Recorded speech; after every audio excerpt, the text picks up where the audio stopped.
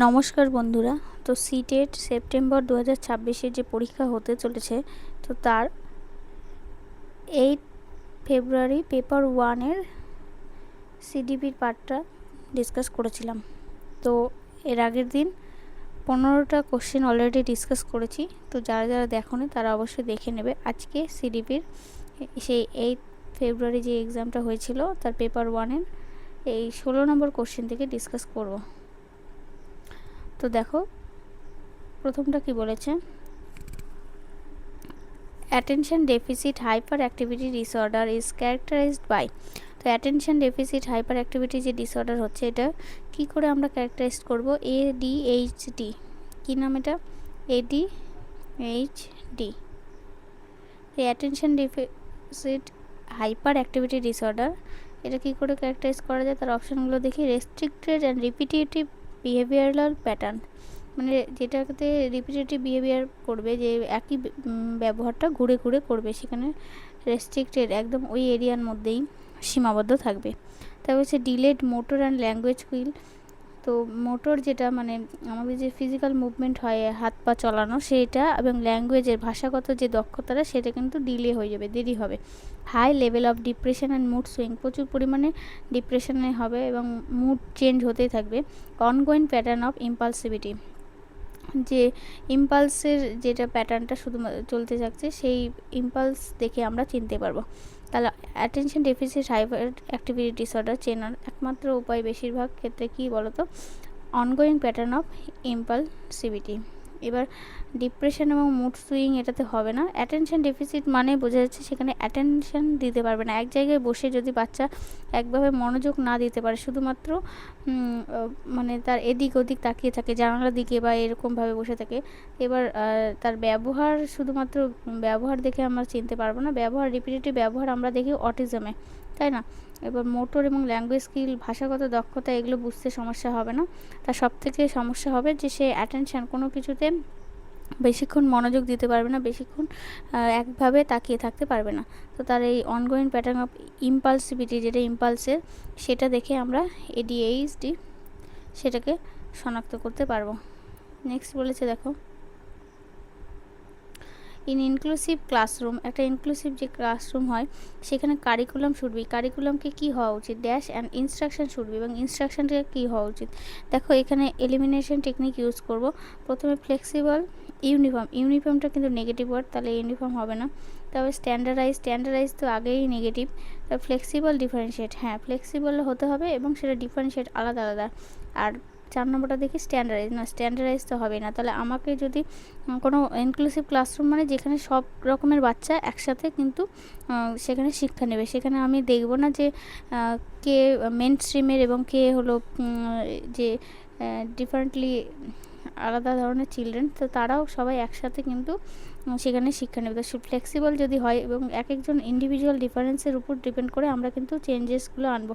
Individual ডিফারেন্সটা দেখলে সেখানে, তাহলে ইন্ডিভিজুয়াল ডিফারেন্স আনতে গেলে আমাকে ফ্লেক্সিবল হতে হবে এবং ইনস্ট্রাকশন ডিফারেন্সিয়েট করতে হবে। কারণ ডিফারেন্সিয়েট ইনস্ট্রাকশন না হলে এক একটা বাচ্চা এক এক রকম। কেউ যদি জিনিয়াস হয় তাহলে তার ইনস্ট্রাকশনটা তার আলাদা, তার অ্যাক্টিভিটি কিন্তু একটু এঙ্গেজিং করতে হবে যাতে সে সহজে বোর না হয়ে যায়। আবার যারা একটু হয়তো স্লো লার্নার, তাদের ক্ষেত্রে কি সেই এমন অ্যাক্টিভিটি যেগুলো তার করতে পারে টাইমের মধ্যে। তো এই জন্য আমাকে ফ্লেক্সিবল এবং ডিফারেন্সিয়েট যে ইনস্ট্রাকশন সেটা কিন্তু করতে পারে। কারিকুলাম যদি ফ্লেক্সিবল হয় তাহলে কিন্তু কারিকুলামের মধ্যে অনেক কিছু অ্যাড করা যাবে, অনেক কিছু আবার ডিলিট করা যাবে।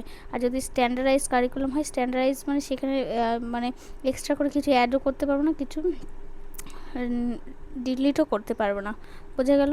তো ফ্লেক্সিবল অ্যান্ড ডিফারেন্সিয়েটের বেস্ট অপশান। এবার বারবার বলছি চাইল্ড সেন্ট্রিক এডুকেশনে আমাকে দেখতে হবে বাচ্চার যেটা ঠিক, বাচ্চার জন্য ঠিক, সেই অপশানগুলো আমাকে চুজ করতে হবে।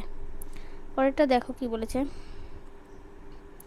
Dash refers to the time of development when an individual is most ready to acquire a skill or ability. It is difficult to compensate the loss of this later on this life. তো বলেছে এখানে কি refer করছে, একটা time of ডেভেলপমেন্টের সময়, যদি বৃদ্ধি মানে বিকাশের সময়, যদি একটা সময়ে কি হচ্ছে, যখন একজন ইন্ডিভিজুয়াল একটা কিছু দক্ষতা, স্কিল বা কিছু ক্ষমতা তার মধ্যে তৈরি হচ্ছে, যেটা সে কিছু শেখার জন্য, এবং সেটাকে পরবর্তীকালে যদি সেটা হয়তো সেই সময়ে তার অলরেডি সময়টা চলে গেছে, যে বয়সে যেটা একটা 3 বছরের বাচ্চা যে বয়সটা পাওয়া উচিত, সে হয়তো খেলার বয়সটা পায়নি, সেই সময়ে সে কিন্তু ইটভাটায় কাজ করছে। তো এই কারণে তার ওই সময়টা কিন্তু অলরেডি চলে গেছে। তো সেই সময়ে সেই জীবনটা কিন্তু সে পাবে না। কিন্তু সেটাকে যদি পরবর্তীকালে আমরা কম্পেনসেট করি, সেটা কি আর কম্পেনসেট করা যাবে? যাবে না। তাকে ওই চাইল্ড লাইফটা ফিরিয়ে দেওয়া যাবে না। তাহলে এখানে বলছে সেই স্টেজটা যেখানে একটা বাচ্চা যে কোনো কিছু শিখতে, নতুন করে স্কিল বা কিছু অ্যাকুয়ার করে, তো সেক্ষেত্রে সেই সময়টাকে কি বলবো? সেই সময়টাকে দেখো সেনসিটিভ পিরিয়ড। হ্যাঁ, সেনসিটিভই পিরিয়ড বলবো, কারণ সেনসিটিভ মানে ওই টাইমটা যদি ওকে ওই সুযোগটা না দেওয়া হয়, অনেক ক্ষেত্রে দেখবে চাইল্ড অ্যাবিউজটা একটা সময় যদি বাচ্চা কোনো কারণে অ্যাবিউজের শিকার হয়, পরবর্তীকালেও সে ট্রমা থেকে ভুলতে পারে না। তখন কি হয়, ওই ট্রমাটা থেকেই যায়। তো তার পরবর্তী লাইফটা যতই তুমি তাকে হয়তো অনেক কিছু মানে চেঞ্জেস এনে দাও, অনেক রকম পরিবেশে আনো, সহজে সেই জায়গাটা থেকে কিন্তু সে বেরোতে পারে না। তো কম্পেনসেট করাটা কিন্তু যায় না। তো এই পিরিয়ডটাকে বলা হয় সেনসিটিভ। এবার জোন অফ প্রক্সিমাল ডেভেলপমেন্ট হবে না, কারণ জোন অফ প্রক্সিমাল ডেভেলপমেন্ট জানি যে একটা মানে জোন যেখানে আমি কোনো কারো হেল্প নিয়ে বা স্ক্যাফোল্ডিংয়ের মাধ্যমে আমি সেই জায়গাটা থেকে মানে আমি 88 পাচ্ছি, কিন্তু আমার 90 পাওয়ার দক্ষতাটা সে করে দিল। তো এইটা হলো zone of proximal development. Developmental মাইলস্টোনও নয়, আর ডেভেলপমেন্টাল টাস্কও নয়। বোঝা গেল? তাহলে এটাকে বলবো সেনসিটিভ পিরিয়ড। এই পিরিয়ডে শেখা না হলে পরবর্তীকালে কম্পেনসেট করলেও সেই জিনিসটা আর ফিরে পাওয়া যায় না। তারপরে দেখো কি বলেছে, which principle of development is illustrate in the following statement. এর মধ্যে কোন ডেভেলপমেন্টের প্রিন্সিপালটা মানে ব্যাখ্যা করা হচ্ছে? During infancy and early childhood the limbs continue to grow faster than the hands and feet. মানে যেটা ইনফ্যান্সি এবং আর্লি চাইল্ডহুডে যে লিম যেটা, এবং সেটা খুব তাড়াতাড়ি গ্রো করছে কার তুলনায়? হাত এবং পায়ের পাতা যে তার তুলনায় তাড়াতাড়ি গ্রো করছে। তাহলে এইটাকে আমি কোন প্রিন্সিপাল বলবো? Principle of centration, principle of integration, proximodistal principle, cephalocaudal principle. তাহলে এখানে দেখো সেন্ট্রেশন মানে কি? সেন্ট্রেশন মানে আমরা বাচ্চা সেন্ট্রিক, যেটা হলো একটা জিনিস তার সামনে হয়তো খেলনা রেখেছো, সেই খেলনার দিকেই বাচ্চা দেখবে, অন্য কোনো দিকেও তার মন নেই। আবার হয়তো কার্টুন, যদি তুমি অনেক সময় কী হয়, ম্যাচ দেখতে চাইছো কিন্তু বাচ্চা ওখানে কার্টুন দেখবে, তো সেই কার্টুনটা তার প্রিয়। তো এবার সে চাইবে সবাই সেই কার্টুনটাই দেখুক। কেউ মা যদি চাই সিরিয়াল দেখতে, বা বাবা যদি চাই সেইখানে খেলাগুলো দেখতে, যেমন ওয়ার্ল্ড কাপ এখন হচ্ছে ফুটবলের, তো সেগুলো কিন্তু তার ওটা নেই, কিন্তু বাচ্চা সেন্টারে থাকবে যে সে কার্টুন দেখছে, সবাই কার্টুন দেখবে, তো সে কিন্তু অন্য চয়েসটা নেবে না। তো সেটাই হলো সেন্ট্রেশন। এবার এখানে সেন্ট্রেশনের গল্পই নেই। ইন্ট্রিগেশন মানে কি? ইন্ট্রিগেট করবে, কোনো কিছু ইন্ট্রিগেট করা, ইন্ট্রিগেটেড করার কথা বলেনি। তবে আছে প্রক্সিমো ডিস্টাল আর সেফালোকডাল। এবার দেখো এই দুটোর মধ্যে পার্থক্য কি? প্রক্সিমো ডিস্টাল বলতে বুঝি আমরা যেটা সেন্টার থেকে পেরিফেরি, তাই না? সেন্টার, এই যে মাঝখানে সেন্টার বডি, তারপরে এইদিকে হাত, তারপরে এদিকে ধীরে ধীরে মানে আজকে মাঝখানটা যেটা গ্রো হবে, তারপরে ধীরে ধীরে হাত, তারপরে পা। আর যেটা হলো সেফালোকডাল, সেটা হলো মাথা থেকে এই যে টো, হেড টু টো, পা পর্যন্ত। তাহলে মাথা থেকে পা পর্যন্ত সেটা হলো সেফালোকডাল, কিন্তু মাথা থেকে পা পর্যন্ত এখানে বলেনি। তো এখানে বলেছে যে লিম্বগুলো সেগুলো হলো কন্টিনিউ হচ্ছে, আগে ফার্স্টার হচ্ছে হাত আর পায়ের তুলনায়। তাহলে আগে সেন্টারটা আমাদের, সেন্টারটা আগে ঠিক করে ডেভেলপ হচ্ছে, দেন তারপরে হাত আর পায়ের পাতা আসছে। তো হাত এবং পায়ের পাতা পর্যন্ত আসতে যে সেন্টার থেকে ডেভেলপ হচ্ছে, সেটাকে বলি প্রক্সিমো ডিস্টাল। যদি বলতো আগে মাথা, মানে অনেক ক্ষেত্রে বাচ্চাদের দেখে আগে ঘাট ঠিক হয়, তারপরে ধীরে ধীরে কি সে হলো হামকুড় দেয়, এবং ধীরে ধীরে তারপরে হাঁটতে শেখে। তো এই স্টেজটা হেড টু টো আসে, তাই জন্য এটা সেফালোকডাল। তাহলে এখানে সেফালোকডাল হবে না, কারণ আগে লিম্বগুলো হবে, দেন হাত আর পা। তাহলে হাত এইভাবে আসবে, তারপরে পায়ের পাতা। তো সেটা হবে সেন্টার টু পেরিফেরি। বোঝা গেল? তাহলে সেন্টার টু পেরিফেরির জন্য এটা হয়ে যাবে প্রক্সিমো ডিস্টাল। নেক্সট দেখো কি বলেছে, which of the following is an effective way to reduce the influence of gender stereotypes among the children prevalent in society? এর মধ্যে কোনটা একটা ইফেক্টিভ পদ্ধতি যেখানে কি জেন্ডার স্টিরিওটাইপ আমরা জানি, সেই জেন্ডার স্টিরিওটাইপ যেটা, তাকে রিডিউস করা যাবে স্টুডেন্টদের মধ্যে, যাতে চিলড্রেনের মধ্যে এটা মানে সেরকমভাবে না প্রভাব ফেলে। আচ্ছা, জেন্ডার স্টিরিওটাইপ মানে জানি আমরা, এখনও সিরিয়ালগুলোতে দেখায়, অনেক ক্ষেত্রে কোনো সিরিয়ালে চেঞ্জেস এসেছে এবং কোনোগুলোতে দেখায় যে যারা ফিমেল তারাই বাড়ির কাজ করবে এবং মেলরা হলো বাইরে কাজ করবে। তো এবার ফিমেলরা বাড়িতে সারাদিন রান্না টান্না করবে এবং তাদের মানে তাদেরকে দেখানো হবে যে তারা শুধুমাত্র এই রান্নাবাড়ি করার জন্য তৈরি হয়েছে, তারা মানে জীবনে আর অন্য কিছু করতে পারবে না।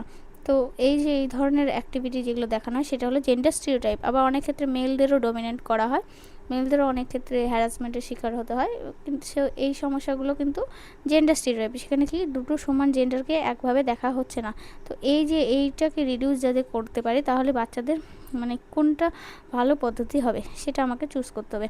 তো বলেছে অপশানগুলো দেখি, exposing children to diverse gender roles and encouraging them to pursue their interest. যে চিলড্রেন যারা বাচ্চাদের, তাদেরকে কী করবো, বিভিন্ন রকম ডাইভার্স মানে কি বিভিন্ন রকম জেন্ডার রোল, তাদের এক একটা রোলে এক্সপোজ করবে এবং তাদেরকে এনকারেজ করবো তাদের ইন্টারেস্ট অনুযায়ী মানে সেটা বেছে নিতে। তারপর বলছে assuming that the children will naturally incline towards gender neutral activities and interest. মানে ধরে নেবো যে বাচ্চারা নিজেরাই ন্যাচারালি তারা জেন্ডার নিউট্রাল অ্যাক্টিভিটি যেগুলো হয় সেগুলোর দিকে যাবে এবং interest. Encouraging children to conform to traditional gender role. বাচ্চাদের এনকারেজ করবো, উৎসাহ দেবো যে তারা যে ট্র্যাডিশনাল জেন্ডার রোল চলেই আসছে, যে ছেলেদের এটা করতে হবে, মেয়েদের এটা করতে, সেইটা যেন ফলো করে। তারপর হচ্ছে providing children with materials that are gender specific. যেগুলো জেন্ডার স্পেসিফিক ম্যাটেরিয়াল সেটা তাদের দিব। তাহলে দেখো এখানে আমাদের বেস্ট অপশানটা চুজ করতে হবে। তাহলে বেস্ট অপশানের মধ্যে কিন্তু আচ্ছা আগে এলিমিনেশন দেখি যে এখানে বলেছে যে বাচ্চাদের ধরে নেব যে তারা একা অ্যাক্টিভিটি করে। তারা একা অ্যাক্টিভিটি কী করে করবে, আমরা যেরকম দেখাবো তারা কিন্তু সেরকম করবে। এবার ধরে নেওয়ার বিষয়টা নেই।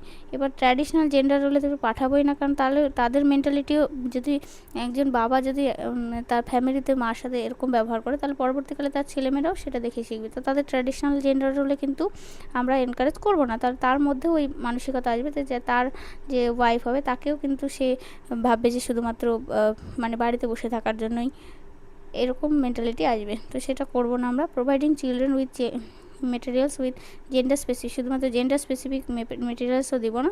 কী করবো দেখো, এক্সপোজিং চিলড্রেন টু ডাইভার্স, মানে বিভিন্ন রকম জেন্ডার রোলের জন্য তাকে এক্সপোজ করবে এবং যে তার ইন্টারেস্ট অনুযায়ী যেই ধরনের পছন্দ সেটা হিসাবেই যাবে। বোঝা গেল? তো এটাই হলো বেস্ট অপশান। নেক্সট দেখো কি বলেছে, which of the following R important to ensure meaningful learning. আচ্ছা, মিনিংফুল লার্নিং বলতে এখানে কোনটা মানে খুব ইম্পর্টেন্ট, যেটা এনশিওর করবে যে সবথেকে বেশি মিনিংফুল লার্নিং হবে, অর্থপূর্ণ শিক্ষা। প্রভিশনিং অফ ইমোশনাল সাপোর্ট দেবে। অ্যান্ড অ্যাটমসফিয়ার অফ কম্পিটিশন আর রাইভেলারি, যেখানে কম্পিটিশন শুধুমাত্র হবে, প্রতিদ্বন্দ্বিতার প্রতিস্পর্ধা। Opportunities for doing and experimenting, যেগুলো এক্সপেরিমেন্ট করতে পারবে যেখানে, এবং স্ট্যান্ডার্ডাইজ কারিকুলাম। তো এখানে নেগেটিভ অপশানগুলো আগে চুজ করবো। স্ট্যান্ডার্ডাইজ তো আগে নেগেটিভ 4, তাহলে 4 যে অপশান আছে সেগুলো কাটবো। দেখো এখানে একটা অপশান চুজ করে কিন্তু আমি 2 নম্বর অপশানটা পৌঁছে গেলাম। এবার আমাকে আর চেক করতে হলো না যে 1, 2, 3 হবে কিনা। তো এটাই হলো টেকনিক অ্যাকচুয়াল এক্সামে। তো যদি আমি টাইম ম্যানেজ ঠিকঠাক করতে পারি তো সেটাতে অনেক ভালো স্কোর করতে পারবো। ভালো মানে প্রিপারেশন থাকা সত্ত্বেও টাইম ম্যানেজের জন্য কিন্তু স্কোর করা যায় না। তো বোঝা গেল? তাহলে এখানে 4 নম্বর কাটতেই 1 আর 2 চলে আসলো। তো এভাবে করে আমরা এলিমিনেশন টেকনিক করে করব, তাহলে ইজিলি করা যাবে। নেক্সট দেখো কি বলেছে, একটা অ্যাজারশন আছে, teacher should provide a lot of scaffolding to children in the forms of prompts and cues। তো টিচার কি প্রোভাইড করা উচিত, বিভিন্ন রকম স্ক্যাফোল্ডিং মানে একটা হেল্প, যাকে বলি আমরা হেল্প প্রোভাইড করবে বাচ্চাদের। কী ধরনের হেল্প, যে বিভিন্ন রকম আমরা প্রম্পটস দিয়ে দেবো বা কিছু আমরা বলি কিউ সম্পর্কে ক্লুগুলো দিয়ে দেবো, একটা আইডিয়া সেগুলো দেবো। হ্যাঁ ঠিক আছে, হেল্প করা উচিত, হ্যাঁ এটা ঠিকই বলছে, এটা কিন্তু ট্রু। এবার দেখি রিজনটা কি। জিন পিয়াজে এমফাইজড that more knowledgeable others play a significant role in advancing children's cognitive skill through social interaction। এবার এখানে বলছে জিন পিয়াজে এটা বলেছে, তা আমরা মোর নলেজেবল আদার, এটা কি লেভ হাইগস্কি পড়েছি? তো লেভ হাইগস্কি তো এখানে বলেইনি, জিন পিয়াজে দিয়েছে, জিন পিয়াজে তো বলেনি, তাহলে এটা কি, এটা ফলস হয়ে যাবে, তাই না? এখানে আগেরটা ট্রু প্রোভাইড করা উচিত, কিন্তু এখানে জিন পিয়াজের কথাটা উল্লেখ করেছে, তো জিন পিয়াজে বলেনি, এটা বলেছে কে, লে ভাইগাসকে। তাহলে লে ভাইগাসকে যদি বলে তাহলে এখানে এফটা তো মানে রিজন তো এমনিই ফলস হয়ে যাবে, তাহলে আমার আর চেক করার প্রয়োজন হলো না। তাহলে এখানে বেস্ট অপশন হবে যে A is true and R is false. বোঝা গেল? নেক্সট দেখি কি বলেছে। আরেকটা অ্যাজারশন রিজন আছে। এবার পরীক্ষাতে কিন্তু প্রচুর পরিমাণে অ্যাজারশন রিজন আসছে, তো ভালো করে দেখে নেবে যে আগে অ্যাজারশনটা ট্রু কিনা, এবং রিজনটা যদি ফলস হয় সেখান থেকেই হয়ে গেল। আর যদি দুটোই ট্রু হয় তখন চেক করতে হবে যে কোনটা মানে অ্যাজারশনের জন্য রিজন কারেক্ট কিনা। বোঝা গেল? দেখো, an effective pedagogical strategy is to ask children to make linkages of new information with what they already know। একটা ইফেক্টিভ পেডাগজিক্যাল স্ট্র্যাটেজি জিজ্ঞেস করছে বাচ্চাদের কি একটা লিঙ্কেজ তৈরি করতে, একটা নিউ ইনফরমেশান এখানে আছে এবং সেটা সম্পর্কে জানে। আমরা কোনো কিছু একটা যদি কোনো কিছু অচেনা জিনিস জানতে গেলে আমাকে কানেক্ট করতে হবে নিউ ইনফরমেশনের সাথে, তাই না? যদি নিউ বিষয়টা ইনফরমেশান যদি আমি আগে জানা বিষয়ের সাথে যদি কানেক্ট না করি তাহলে আমরা সহজে ওই জিনিসটা বুঝতে পারবো না, আমাদের একদমই নতুন লাগবে আর সেটা ইন্টারেস্টও পাবো না। আর যদি একটু কানেকশন পাই যে ও ওইটা এই বিষয়টা ছিল ওটারই এটা ডিটেলস, তো তখন কিন্তু ওই বিষয়টা আমরা একটু ইন্টারেস্টও পাবো। তো বাচ্চাদেরও সেই ইফেক্টিভ স্ট্র্যাটেজিটাতে তারা যেটা জানে সেটা সম্পর্কে আরেকটু নিউ মানে ইনফরমেশনটা দেবো। হ্যাঁ, এটা ঠিকই আছে, ট্রু। জানা থেকে তো অজানা আসে, নোন টু আননোন আসে, আমরা জানি। হলো নোন টু আননোন যেটা, কিন্তু একবারে যদি আননোন আসে তাহলে কিন্তু সেটাতে ইন্টারেস্ট নষ্ট হয়ে যায়। হলো, তাহলে এটা ট্রু। এবার দেন বলেছে রিজনটা কি, identifying commonalities and differences can help children organise information which help them to think as well as remember better.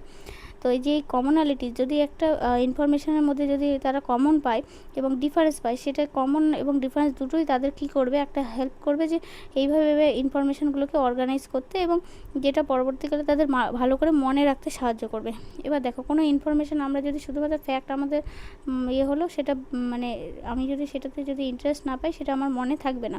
এবার যদি এখানে আমি বাচ্চাদের সেই ইনফরমেশনটা দেওয়ার আগে তাদের যেটা জানা বিষয় সেটাকে আগে বলি, তারপরে অজানাতে যাই, তাহলে সেই জিনিসটা তারা লিঙ্ক করতে পারবে এবং সেই কমন কি তার ডিফারেন্স কি এই দুটো তারা ইনফরমেশান মেলাতে পারবে এবং আইডেন্টিফাই করার পর ইনফরমেশানটা অর্গানাইজভাবে করতে পারবে, ফলে পরবর্তীকালে তাদের মনে রাখাটাও সহজ হবে। তো এটাও ঠিক বলেছে, আর এখানে ইনফরমেশনের কথাই বলেছে, তাই না? তাহলে অ্যাজারশন এবং রিজন একে অপরের জন্য ট্রু। তাহলে বেস্ট অপশান কোনটা হবে? বেস্ট অপশান হবে যে A and R true and R is the correct explanation of A. False তো হবে না, আর দুটোই কারেক্ট, তাই জন্য এক্সপ্লেনেশনটাও কারেক্ট। বুঝে গেল? তো নেক্সট দেখো কি বলেছে, এক্সট্রিনসিক মোটিভেশন কামস ফ্রম। আচ্ছা, এক্সট্রিনসিক মোটিভেশন যেটা সেটা কোথা থেকে আসে? আচ্ছা, এক্সট্রেন মানেই তো আমরা বুঝতে পারছি সেটা বাইরে। তাহলে যে এই বিষয়গুলো, যেমন ধরো আমাদের অনেক ক্ষেত্রে সিটের পরীক্ষা পাশ করার একটাই কারণ অনেকের থাকে, যেটা হলো আমাদের একটা জব পেতে হবে। তো জব সিকিওর করা এটা কিন্তু আমাদের এক্সট্রিনসিকলি মোটিভেটেড, মানে আমরা যদি থাকি তাহলে। কিন্তু যদি আমরা যদি ইন্ট্রিনসিকলি মোটিভেট হই যে বিষয়টা পড়ার প্রতি, ধরো এই সিডিপিটা যাদের ভালো লাগে তারা সেই সাবজেক্টটা পড়ার জন্য সেটাকে মানে করছে, না কি পরীক্ষা পাশ করার জন্য। আর পড়লে নলেজ থাকলে এমনি পরীক্ষায় পাশ করে যাবে। তো সেই স্ট্র্যাটেজি যদি তারা থাকে তাহলে সেটা কিন্তু তারা ইন্ট্রিনসিকলি মোটিভেটেড। আমরা যে কাজগুলো নিজেদের পছন্দের জন্য করি, নিজেদের মানে জয় অফ লার্নিং যেটাকে বলি, তো সেগুলোই কিন্তু ইন্ট্রিনসিকলি। আর এক্সট্রিনসিকলি শুধুমাত্র টাকা বা বাইরের প্রাইজ মানি এসবের জন্য, বা আমাকে একটা জব সিকিওর করতেই হবে যেমন করেই হোক, তো সেইটার জন্য আমি হয়তো এটাতে আমার ইচ্ছেই নেই, আমার টিচিং লাইনে কোনো ইচ্ছেই নেই, অথচ আমি জোর করে একটা জব পাওয়ার জন্য করছি। তো সেইগুলো কিন্তু এক্সট্রিনসিক মোটিভেশন। এবার কোথা থেকে আসে সেটা দেখো, অ্যাভয়েডেন্স অফ পানিশমেন্টের ভয় থেকে আসে। তারপরে অ্যাপ্রুভাল অফ আদার্স, কেউ যদি অ্যাপ্রুভ করে সেখান থেকে। পার্সোনাল স্যাটিসফ্যাকশন, নিজের স্যাটিসফ্যাকশন যে হ্যাঁ আমি নিজের জন্য করছি, পার্সোনাল। আচ্ছা, এলিমিনেশন টেকনিকটা ইউজ করবো। দেখো, পার্সোনাল স্যাটিসফ্যাকশন বলতে কি, পার্সোনাল যেটা সেটা তো আমরা জানি যে নিজের যদি স্যাটিসফাই হয় সেটা তো ইন্ট্রিনসিক না, সেটা তো এক্সট্রিনসিক হতে পারে না। এক্সট্রিনসিক মানে বাইরের টাকা, বাইরের প্রাইজ মানি, এগুলোর জন্য আমরা যেটা মোটিভেট হচ্ছি। বোঝা গেল? তো পানিশমেন্ট আর অ্যাপ্রুভাল অফ আদার্স। আচ্ছা, অ্যাপ্রুভাল অফ আদার্সেও দেখো এখানে কি বলেছে এখানে এক্সট্রিনসিক মোটিভেশনটা কী জন্য আসে।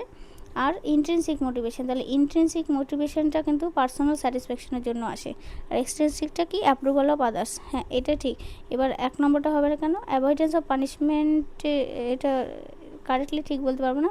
আর ইন্ট্রিনসিক তো প্রাইজের জন্য হয় না, ইন্ট্রিনসিক যদি প্রাইজের জন্য হতো তাহলে আমরা নিজের ইচ্ছে মতো কোনো কাজ করতাম না। তাহলে পার্সোনাল স্যাটিসফ্যাকশনটা যেটা হবে সেটা কিন্তু ইন্ট্রিনসিক মোটিভেশন। আর এক্সটার্নাল যেটা, কেউ যদি হয়তো বা কেউ সুনাম করলো, আমাদের অনেক সময় কি প্রশংসা শুনতে খুব ভালো লাগে, তা আমরা যেই বিষয়টা হয়তো বললো দারুণ কাজ করেছি বা এই কাজগুলোর জন্য আমরা কিন্তু এক্সট্রিনসিক মোটিভেটেড হই। তো অ্যাপ্রুভাল অফ আদার্সটা হয়ে যাবে এক্সট্রিনসিক, আর পার্সোনাল স্যাটিসফ্যাকশনটা হয়ে যাবে ইন্ট্রিনসিক। বোঝা গেল? বাকিগুলো হবে না। তো নেক্সট কোশ্চেন দেখি। আর একটা অ্যাজারশন রিজনিং আছে, প্রচুর অ্যাজারশন রিজনিং এবার কিন্তু ভরে ভরে দিয়েছে, তো ওই জন্য অ্যাজারশন রিজনিং বুঝতে গেলে কনসেপ্ট ক্লিয়ার থাকতে হবে। Creativity needs to be nurtured by presenting practical problems and issues to children for contemplation and reflection. যে ক্রিয়েটিভিটি কেন দরকার হয়, যে যদি একটা প্র্যাকটিক্যাল প্রবলেম আমরা দেখি, সেই প্রবলেমকে যদি নার্চার করি এবং ইস্যু যেগুলো মানে আমাদের নিজস্ব প্রতিক্রিয়া বা তৈরি করে সেই বিষয়ে। তো দেখো, ক্রিয়েটিভিটি মানে কি, আমরা কোনো একটা প্র্যাকটিক্যাল প্রবলেমটাকে যদি সলভ করার ইচ্ছে জাগে, তখনই কিন্তু ধীরে ধীরে ধীরে ধীরে সেইটা ক্রিয়েটিভিটি তৈরি হবে। তো ঠিকই বলেছে, এটা প্র্যাকটিক্যালি প্রবলেমের ক্ষেত্রেই হবে, তো ট্রু। এবার রিজনটা চেক করি। Creative children have the ability to discover something that is Nobel and need intellectual stimulation. যারা ক্রিয়েটিভ চিলড্রেন আছে তাদের মধ্যে সেই অ্যাবিলিটিটা আছে কিছু ডিসকভার করার। হ্যাঁ, ঠিক আছে, ডিসকভার করার, এবং সেটা মানে একদম নোবেল, মানে নতুনত্ব কিছু, এবং তাই ইন্টেলেকচুয়াল কিছু, মানে তাদের বুদ্ধি হিসেবে কিছু আইডিয়া থেকে আসছে। হলো? তাহলে এখানে দেখো, মানে ক্রিয়েটিভিটির কথাই বলেছে প্রথমটাতে অ্যাজারশনে, এবং সেটা প্র্যাকটিক্যাল প্রবলেম থেকে আসে, ঠিকই বলেছে। এবং তারপরে যদি রিজনটাও বলেছে যে ক্রিয়েটিভিটি যাদের মধ্যে আছে তারা কিন্তু কিছু নতুনত্ব তৈরি করতে মানে তাদের মধ্যে ক্ষমতা হয় এবং তারা নতুনত্ব খুঁজেও বের করে। তো এটা ঠিকই বলেছে, কিন্তু ক্রিয়েটিভিটির কথাই বলেছে, তাই জন্য অ্যাজারশন এবং রিজন একে অপরের জন্য ঠিক। তাহলে বেস্ট অপশন কোনটা হয়ে যাবে? A true, but R is false হবে না, বোথ ট্রু হবে, and R is the correct explanation of A. বুঝে গেল? তারপর হচ্ছে দেখো, অ্যাকর্ডিং টু পিয়াজে which of the following is an example of assimilation. Assimilation করি, আচ্ছা অ্যাসিমিলেশন, আরেকটা হলো অ্যাকোমোডেশন। অ্যাসিমিলেশন মানে কোনো কিছু অ্যাড করি, আর অ্যাকোমোডেশন মানে কোনো কিছু মডিফাই করি। তো কোনো ইনফরমেশন যদি আমি শুধুমাত্র অ্যাড করলাম আমার স্কিমাতে, তো সেই সেটাকেই বলছি অ্যাড। আর যদি ইনফরমেশনটা কোনো কিছু ভুল হয়েছে, চেঞ্জ করে মডিফাই করলাম, তখন সেটাকে বলি অ্যাকোমোডেশন। বুঝে গেল? তো এখানে বলছি অ্যাসিমিলেশনটা কোনটা? A child learns to ride a cycle with training wheels. একজন শিশু শিখলো একটা সাইকেল চালানো, সেটা। তারপর বলছে child learns to tie their shoes for the first time. প্রথমবারের জন্য তাদের জুতোর বাঁধতে শুরু করলো। Child learns a new word for familiar object. একটা নতুন শব্দ শিখলো ফ্যামিলিয়ার যে আশেপাশে যে অবজেক্ট থেকে। আর realize the dog and a cat are both animals. Realize করলো যে একটা কুকুর এবং যেটা বেড়াল, দুটোই কি একটা অ্যানিমাল। তো এখানে দেখো, এখানে এই যে একটা বাচ্চা বাইসাইকেল যেটা বলছে ট্রেনিং হুইলসে শুধুমাত্র চালানো শিখলো, এটাতে কিন্তু মানে নতুন করে শিখলো না, এটা তো অ্যাসিমিলেশন মানে কি আগে থেকে জানা ইনফরমেশন সেখানে নতুন করে অ্যাড করলো। তো এখানে তো অ্যাড হয়নি, তো হচ্ছে জুতো বাঁধা শিখলো নতুন ফার্স্ট টাইমে তো অ্যাড করবে না কিছু, তো নতুন করে যেটা করছে সেটা তো নয়। অ্যাসিমিলেশন মানে একটা জানার মধ্যে আমি অ্যাড করলাম। এই যে দেখো, a child learns a new word for familiar object. এবার তার মানে আশেপাশে কিছু জানেও, তার মধ্যে একটা নতুন করে মানে শব্দ শিখলো। তো ফ্যামিলিয়ার অবজেক্টের মধ্যে যে নতুন করে শব্দ শিখলো সেটা কিন্তু একটা অ্যাড। আর এখানে দেখো আরেকটা অপশান আছে, child realizes the dog and cat are both animal. সে বুঝতে পারলো যে অ্যানিমাল হয় কিন্তু ডগ এবং ক্যাট দুটোই অ্যানিমাল, এটাও কিন্তু ইনফরমেশানটা অ্যাড করার মধ্যে আসে। তো এখানে কিন্তু 3 এবং 4 দুটো অপশানই ঠিক হবে। তো এখানে আনসার কিতে পরে তাই দিয়েছিল যে 3 এবং 4 দুটো অপশানই ঠিক হবে। বোঝা গেল? নেক্সট বলেছে দেখো, in response to the question is it all right to steal the chocolate from the freezer in absence of your parents. যদি একটা কোশ্চেন করা হয় বাচ্চাকে যে এটা কি ঠিক যে যখন তোমার বাবা মা থাকবে না তাদের অ্যাবসেন্সে তুমি ফ্রিজ থেকে একটা চকলেট চুরি করবে, এটা কি ঠিক? তারপরে বলেছে দেখো 4 বছরের ওল্ড মীরা রিপ্লাই করেছে, it will be wrong because doing so can cause punishment from the parent. এটা করা মানে ভুল কেন? কারণ এটা পানিশমেন্ট হতে পারে বাবা মার কাছ থেকে। মিরাজ মোরাল রিজনিং ডেফিসিট উই stage of Lawrence Kohlberg theory. তাহলে মীরা যে কোন স্টেজে আছে যে তার মনে হয়েছে যে চুরি করাটা কিন্তু পানিশমেন্টের জন্য। তো অ্যাভয়েডেন্স পানিশমেন্ট, আমরা জানি লরেন্স কলবার্গের যে 3টে স্টেজ আছে মোরালিটি, যেটা pre conventional, conventional, post conventional. তাহলে এখানে প্রি কনভেনশন, পোস্ট যেটা, আচ্ছা পোস্ট মানে সব থেকে লাস্ট স্টেজ, সেই লাস্ট স্টেজে তো মীরা পৌঁছায়নি, তাই না? লাস্টে যে মনে হবে যে মানে সে সমাজের নিয়ম মানবে না, সে নিজে যেটা ঠিক সেটা মনে করবে, তো কনভেনশনালও হবে না। এবার প্রি আর ফর্মাল, ফর্মাল তো কোনো নামই হয় না, কারণ ফর্মাল যেটা পিয়া যেতে হয়, আর কনভেনশনাল যেটা সেটা হলো লরেন্সে। এবার দুটো মিক্স করে দিয়েছে, তো প্রি কনভেনশনালটাই হবে বেস্ট আনসার। প্রি কনভেনশনাল কারণ বাচ্চা কেবল মানে ভয়ে পানিশমেন্টের জন্য যে প্রথম স্টেজটাই হলো প্রি কনভেনশনাল, এবং তার মধ্যে যে অ্যাভয়েডেন্স বা পানিশমেন্ট ফেলিওর বা সেটা আছে, তো তার মধ্যে কিন্তু পড়ছে যে তাকে যদি পানিশ করে সেই ভয়ে সে চকলেটটা চুরি করবে না। বোঝা গেল? তারপরটা দেখো কি বলেছে, as per Jean Piaget's theory development children develop dash by the end of sensory motor stage. End of মানে সেন্সারি মোটর স্টেজের পরে বাচ্চা কি শিখবে? তো সেন্সারি মোটর স্টেজের পরে কিন্তু অলরেডি বাচ্চার মধ্যে কী কী আসবে বলছে, object permanent, symbolic thinking, conservation, hypothetical logical reasoning. তাহলে হাইপোথেটিক্যাল লজিক্যাল রিজনিং তো এটা তো হাইপার লেভেলে, তো এটা বাচ্চা কেবল সেন্সারি মোটর, তো এইটা তো আসবেই না, তাই না? এটা তো ফর্মালে আসে। অত রিজন যদি বাচ্চা আসে তাহলে তো ওগুলোকে বলবে জিনিয়াস বাচ্চা। মানে সেন্সারি মোটর স্টেজে সেন্সই ঠিকঠাক হলো না, সে x square plus y square এই সূত্র করে সলভ করে দিল, তো সেটা তো হয় না। কনজারভেশন থিওরি, কনজারভেশনও আসে না, কারণ কনজার্ভ করা মানে সে ঠিকঠাক করে কনজার্ভ করতে পারবে, সেইটাও আসে না। এবার দেখো object permanence and symbolic thinking, তো এই দুটোর মধ্যে দেখো সিম্বল সম্পর্কে চেনা সেইভাবে এখনও আসবে না। সব থেকে বেস্ট অপশন হলো অবজেক্ট পারমানেন্স, তারা অবজেক্টটা চিনতে পারবে। অনেক সময় দেখবে সেন্সারি মোটর স্টেজের লাস্টের দিকে বাচ্চা ওই যে তা খেলে, যেটা যে মারা লুকোচুরি খেলে, সেটাতে কিন্তু তাদের কোনো জিনিস যদি তাদের লুকিয়ে রাখে, পরবর্তীকালে সেটা ভুলে গেলেও সে কিন্তু চিনতে পারে, তো তার মাথার মধ্যে অলরেডি ওটা একটা ছাপ হয়ে থাকে যে এটা এই জিনিসটা ছিল, তো সে সহজে ভোলে না। বুঝে গেল? তারপর বলেছে অ্যাজ পারলে ভাইগাটসকি ইনার স্পিচ। ইনার স্পিচ মানে আমাদের যেটা ভেতর থেকে যে বক্তব্যটা আসে, সেটা কি বলছে, is a sign of cognitive immaturity among children. একটা হলো cognitive immaturity occurs from birth until the age of 3, মানে জন্ম থেকে শুরু হয় যতক্ষণ না 3 বছর পড়ছে। Helps in reasoning and organizing thought, reasoning তর্কর ক্ষেত্রে এবং থট যেগুলো চিন্তাভাবনাকে অর্গানাইজ করার ক্ষেত্রে ব্যবহার করা যায়। Hinders the cognitive development of children, এখানে কগনিটিভ ডেভেলপমেন্ট যেটা হয় বাচ্চাদের, সেখানে মানে বাধা প্রদান করে। হলো? তাহলে এখানে দেখো কি বলেছে, তাহলে ইনার স্পিচ আমরা সবসময় দেখো, অনেক সময় পরীক্ষার ক্ষেত্রে আমরা বলি এটা করতে হবে, এটা এইভাবে করলে এই জিনিসটা হবে, তো এই ইনার স্পিচটা এখানে কি করছে, হিন্ডার তো বাধা তো কখনোই দেবে না, তাই না? হ্যাঁ, রিজনিং তর্কর ক্ষেত্রে আমাকে কিন্তু হেল্প করতে পারে, শুধুমাত্র 3 বছর বয়স পর্যন্ত থাকবে না, তাহলে 3 বছর পরে তো বাচ্চাদের এখনও আমরা ইনার স্পিচ বলি, মনে মনে কথা বলি, তো সেটা তো এখনও চলছে, তাহলে 3 বছর পর্যন্ত তো থাকবে না। কগনিটিভ ইম্যাচুরিটি বলবো না, তাহলে ইম্যাচুরিটি মানে যারা মনে মনে কথা বলে তারা কি সব পাগল? পাগল তো নয়। তাহলে রিজনিং এবং অর্গানাইজিং থট যেটা, সেটাই হবে বেস্ট আনসার। এই দেখো এই যে তর্কটা দিলাম, এই তর্কটাও কিন্তু মানে আমি যেটা ভাবছি সেই ইনার স্পিচ থেকেও কিন্তু আসছে, তো এই যে ইনার স্পিচ, তাহলে বোঝাই যাচ্ছে কী কাজ করছে। নেক্সট হলো critical thinking in students can be promoted by, যে ক্রিটিক্যাল থিঙ্কিং যদি স্টুডেন্টের মধ্যে প্রমোট করতে পারি, কীভাবে করব? ডিসকারেজিং, ডিসকারেজ তো কিছুই করব না। এনকারেজিং, হ্যাঁ এনকারেজ করব, কিন্তু টু রোড রিহার্সাল। আরে রোড কেন করব? যদি মুখস্থ করে তো ওই তোতা পাখির মতো যা বলবে তাই বলে যাবে, তাই না? তাহলে তো বাচ্চার আলাদা কি থাকলো। তারপর বলেছে encouraging question such as what, why, how, এগুলো এনকারেজ করবে। হ্যাঁ ঠিক আছে, যে কেন হচ্ছে, কি হচ্ছে, কিভাবে হচ্ছে, এগুলো যদি এনকারেজ করবে, বাচ্চা অনেক ক্ষেত্রে বাচ্চা অনেক প্রশ্ন করে এবং বড়রা বিরক্ত হয়ে যায়, তো বিরক্ত ব্যাপারটা কিন্তু তাদের আবার পরবর্তীকালে প্রশ্ন করা থামিয়ে দেয়, তো ওটা হওয়া যাবে না।